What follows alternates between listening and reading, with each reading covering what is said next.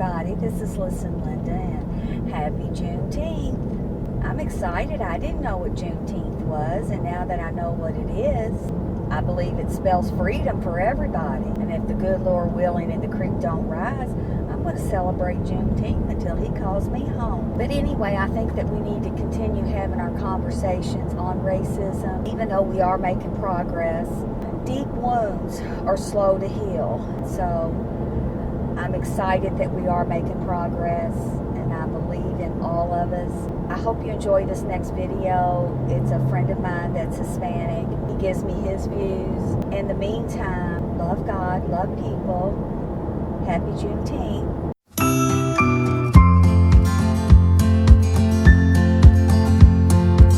Hi everybody, this is Listen Linda. And in my front seat, I'm so blessed to have my friend named Marcial. He's Hispanic from Puerto Rico, a beautiful human being inside and out. But his journey has been different. And so, Marcial, say hello to my folks out there. Hello there, you people. My name is Marcial Gonzalez de la Vega Rodriguez Jr. III. I've been living here in Florida for the last 20 years. And it's the capital of racism, from what I've seen, but it doesn't bother me. So you've been over here since you were about 6 years old. You went to New York, right? Yes. Okay. Well, tell me your first experience with racism. When I was 19, I got the tar beat out of me by a Suffolk County police officer who happened to be white. And I got arrested, I went to court, but this is back in 1964, 65. It wasn't that many people with cell phones to record me getting the shit beat out of me. But nowadays, you can't get away with that, and that's why we're having this problem. Everybody's seeing it firsthand, and they just had it. A lot of people are more outraged about people looting and rioting than they are about the killing. I think that's where we're so disconnected. Because, listen, stuff can get replaced, okay? Stores are going to get rebuilt. They have insurance. It's just material things. Do I think it's wrong? Yes. But like Martin Luther King said, they're doing this because they're tired of being unheard. What do you think are some of the solutions? I mean, we have to start some serious dialogue. We got to be bridge builders. White people don't understand how hurt and the mountains that they've had to climb and the valleys they've had to go through and the tears they've had to cry. White people can't relate the same way. Because they've never been oppressed that I know of. I never heard of anybody just getting shot because they were white. I believe there's a thing called generational racism, where it's just passed on from generation to generation to generation because it's taught.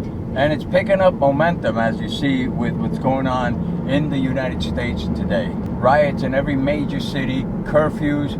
Come on, guys, we're fighting ourselves. What are you doing? We don't have to have China or North Korea invade us. We're invading ourselves. We're collapsing from within is exactly. what we're doing. It's we're in collapsing. The Bible, and it's it in is the Bible. In the Bible.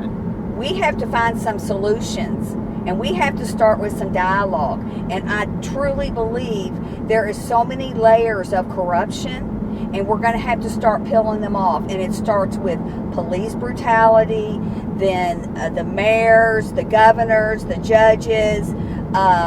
Corruption. It's in the 1% of white privileged American. As a woman who was married to a black police officer, I have biracial children. I have seen it from both sides. And I'm just telling you, there's two things that we can do. We can love God and love people, and we've got to start voting and getting these layers pulled off. What do you think, Marcy? Well, we can pull them off, but new ones will grow until we correct this situation that we have here, which is hatred, basically. Okay, if hatred is taught, can love be taught? And do they want to learn? That's the question. Do you know how insensitive a lot of white folks are? Like, they turn a blind eye because they say, oh, I'm not prejudiced, my best friend is black. Or I'm not racist because I have a biracial niece or nephew. Just by you saying that you're not racist, already you're admitting you are. Right, but listen, they do it not really knowing how insensitive they're being. I've heard this said many times. They would say, oh my gosh, you were so brave and gutsy marrying a black man. If my daughter or my child ever came home with a black man, we would disown them. Wow. And 12 years at Walmart. Walmart, you Yeah. worked 12 years. At Walmart in the garden department, and boy, I always thought before I came to Florida that a redneck was a farmer that was working in the farm all day without a shirt and his neck got red. Somebody told me, no, they're just hillbillies. But, you know, you learn, you live and learn. I get along with everybody, so it doesn't bother me that, you know, I don't look for confrontation or nothing. Well, you know, God said, blessed are the peacemakers. There you go. And I'm a peacemaker. That the reason why blacks have been oppressed is because lack of education, lack of opportunities. There are so many people locked up in jail and prisons that don't need to be, and they've had such a little minor charge, and then they try to get out, get back into the workforce, being a criminal background. It's a vicious cycle. Yeah. And it's a generational curse because they have seen their fathers, their grandfathers have to live this life. We got to stop the bullshit is what we got to stop. This is Marcial Gonzalez signing off for now. I will see you guys later. Peace out. Love thy neighbor, but never his wife.